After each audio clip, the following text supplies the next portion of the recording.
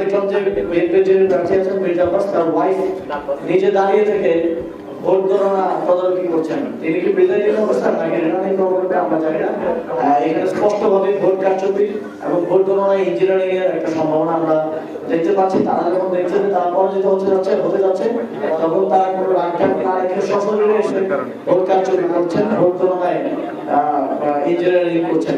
আমরা প্রশাসন, ইসি এবং রিটার্নিং কর্মকর্তাদেরকে আহ্বান জানাতে চাই তারা যেন এই ধরনের বিষয়ের ক্ষেত্রে দ্রুত শাস্তিমূলক ব্যবস্থা গ্রহণ করেন এবং এই ধরনের কোনো কিছু যাতে অ্যালাউ না করেন।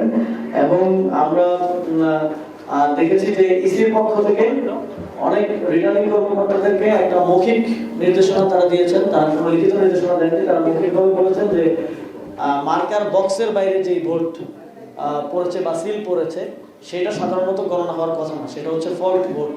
কিন্তু ইসি থেকে একটা মৌখিক নির্দেশনা গেছে যে মার্কার বক্সের বাইরে যে ভোট পড়েছে সেটাও ধানের শীষের পক্ষে কাউন্ট করা হচ্ছে। ঢাকা ৮ আসন, পঞ্চগড় ১ আসন সহ আরো অনেকগুলো আসন থেকে এই ধরনের অভিযোগ এসেছে।